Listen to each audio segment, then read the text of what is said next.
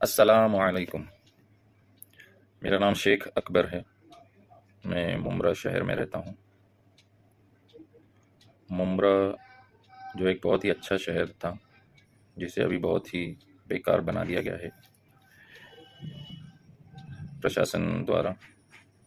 गंदगी, crime, illegal काम, हर चीज़ यहाँ पर हो रहे हैं।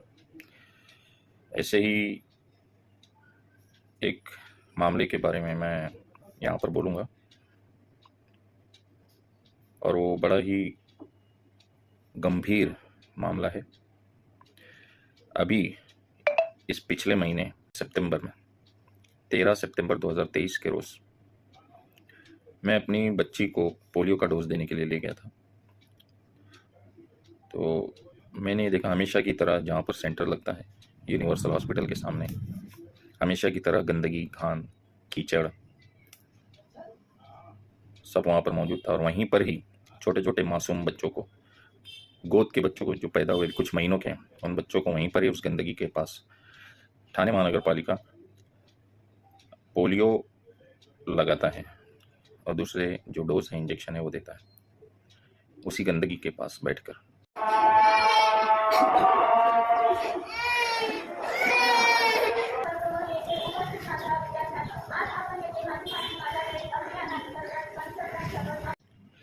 इसी के साथ उस पोलियो डोज देने के वक्त जो कैंप वहाँ पर वो लगता है, उस कैंप में सिर्फ और सिर्फ एक नर्स होती है जिसे पूरा काम करना है, और कई बच्चे होते हैं जिन्हें डोज देना होता है। यानी तकरीबन मैं समझता हूँ कि 40-50 बच्चों को डोज देना होता है। आप सोचें कितनी गर्दी लगती होगी। तो उस गर्दी में उस नर्स को, ठाणे महानगर पालिका की नर्स को हैंडल करना है सबको, उसी को कार्ड बनाना है, एंट्री करनी है, डोज देना है, दवाई समझानी है, अगले बार कौन सी तारीख को आना है, क्या है, सारा उस अकेली नर्स को करना पड़ता है। इस बारे में मैंने कंप्लेंट भी किया था। यहाँ के जो जिम्मेदार हैं, सीनियर डॉक्टर हैं मिस्टर राणे, ठाणे महानगर पालिका के यहाँ मुम्ब्रा में MM वैली स्टेडियम के अंडर में ये आता है। तो वहाँ के मिस्टर राणे, इनको मैंने कंप्लेंट किया था, ये आए भी थे, लेकिन उन्होंने कोई सुधार इस मामले में नहीं किया। ये मैं आपको अगस्त की बात बता रहा हूँ, अगस्त महीने की, जिस वक्त मैंने उनको बुलाकर कंप्लेंट किया था, वो आए थे। तो उन्होंने कहा था कि हम सुधार करें, लेकिन कोई सुधार नहीं हुआ।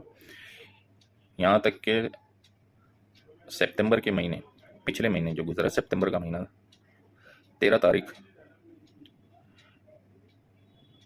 सितंबर की 2023 के साल, 13/9/2023, इस दिन जब मैं अपनी बच्ची को लेकर फिर से यूनिवर्सल हॉस्पिटल के पास ठाणे महानगर पालिका के पोलियो डोज कैंप में गया, तो वहाँ पर वैसी गंदगी थी और वहाँ पर वही एक सिस्टर अकेले काम कर रही थी। लेकिन इस मर्तबा उसके साथ एक साड़ी वाली महिला जो बड़ा टीका लगाकर बैठी हुई थी। मैंने देखा ये दोनों वहाँ पर बैठे और डोज दे रहे हैं, और गर्दी लगी हुई है बच्चों की, बच्चे रो रहे हैं, चिल्ला रहे हैं, पुकार कर रहे हैं, उनको इंजेक्शन दिया जा रहा है, डोज पिलाया जा रहा है। उसी समय मैं अपनी बच्ची को लेकर वहाँ गया।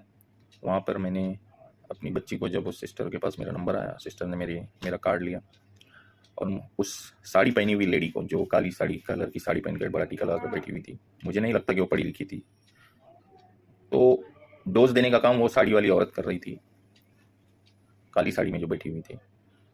मैंने ये ध्यान दिया कि उसने मेरे बच्चों को पोलियो डोज पिलाने का नाटक किया, यानी खाली बोतल उसके मुंह से लगाया और हटा लिया। उसे क्या लगा कि मैं ध्यान नहीं दे रहा हूँ। मैंने देखा खाली बोतल लगा के मुंह से हटा दिया और बोलती है हो गया। तो मैंने सिस्टर से कंप्लेंट की, जो वहाँ पर मौजूद थी सिस्टर। मैंने कहा कि सिस्टर, ये तो खाली बोतल मुंह से लगाकर बोल रही है कि डोज दे दिया।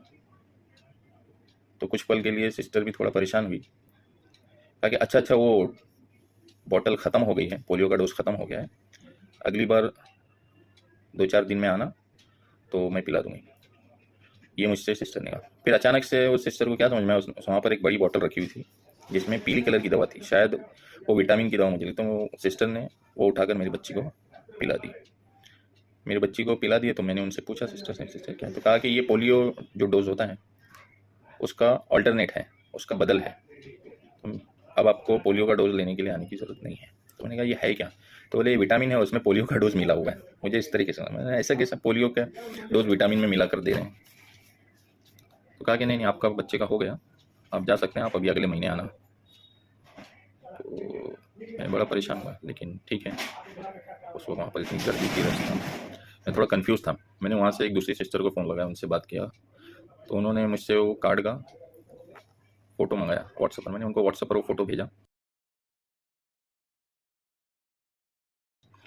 तो उन्होंने कहा कि आपके बच्चे का विटामिन पिलाया है, यानी 9वां महीना चल रहा है क्या? तो मैंने कहा कि नहीं, मेरे बच्चे का तो अभी 8वां महीना चल रहा है, 7वां महीना, अब 8वां उसका लगेगा।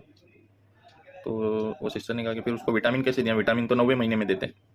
वो मैंने कहा कि हाँ, मैं भी यही सोच रहा था कि विटामिन तो 9वें महीने में देते हैं।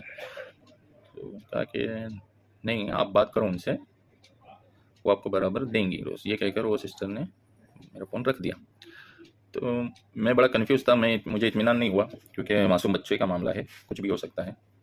दवाई का मामला है, दवाई अंदर जिस्म में जाती है, या तो अच्छा करती है या तो बुरा करती है, 2 मामला होता है। तो मैं बहुत परेशान था। फिर मैंने थोड़ी देर बाद वहीं से घर पर आकर ठाणे महानगर पालिका के हेड ऑफिस में उनका जो पब्लिक कॉन्टैक्ट नंबर है,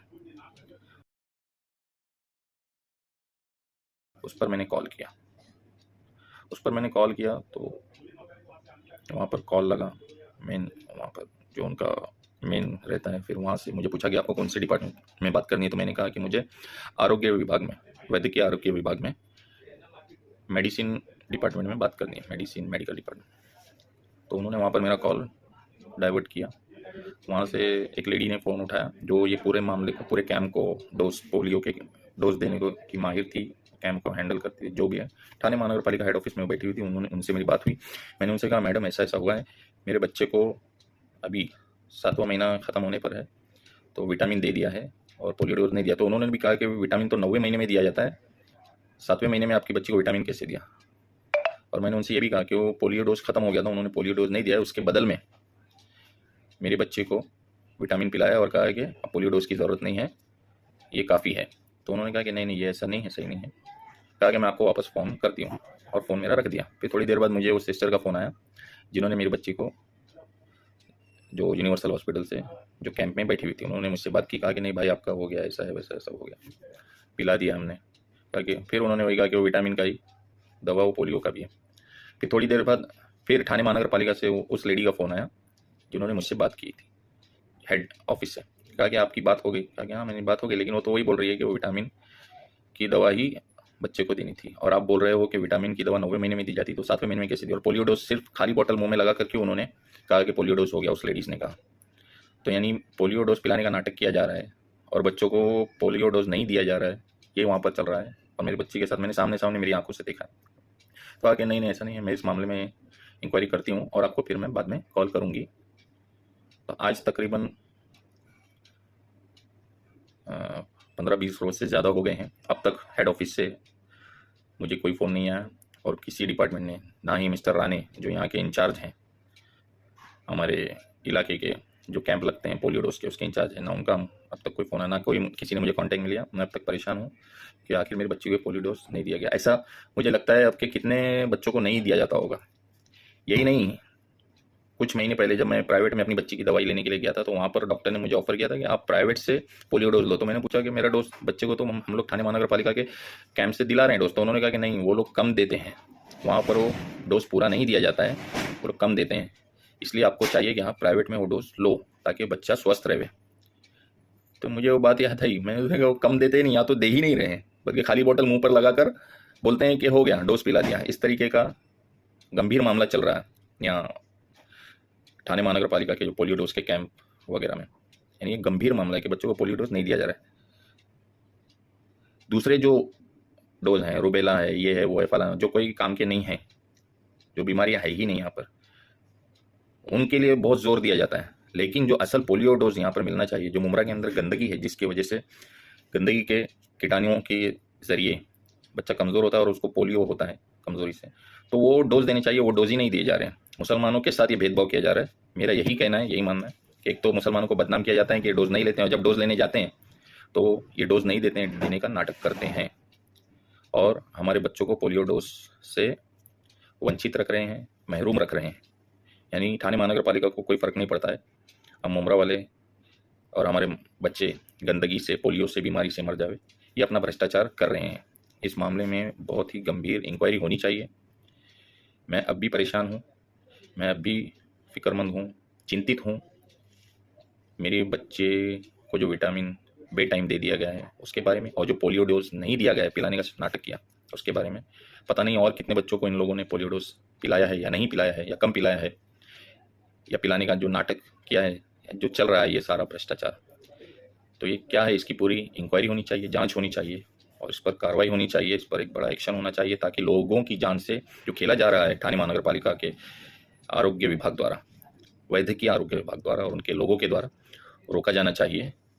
ये मेरी गुजारिश है, विनती है, रिक्वेस्ट है कि इस बारे में इलाके के तमाम लोगों को फिक्रमंद होना चाहिए, क्योंकि हमारे जो नेता हैं वो कुछ नहीं कर सकते। वो अपने पैसे कमाने में मसरूफ़ हैं, अपनी दौलत जमा करने में मसरूफ़ हैं। 15 साल से उन्होंने कुछ नहीं किया है, अब भी उनसे कोई उम्मीद नहीं है। इसलिए मैं उम्मीद जो है अवाम से करता हूँ, और अवाम को ये अपील करता हूँ कि वो ध्यान दें इस बारे में, और क्योंकि बहुत ही गंभीर मामला है, बच्चों की ज़िंदगी का, फ्यूचर का मामला है, सेहत का मामला है, इसलिए बहुत ध्यान दें और इस बारे में जो है ठाणे महानगर पालिका से पूछ करें, इंक्वायरी करें, और इस चीज़ को जो हल किया जाए। ये मेरी तमाम से अपील है, तमाम उच्च अधिकारियों से, अवाम से ये मेरी अपील है, गुजारिश है। अस्सलाम वालेकुम।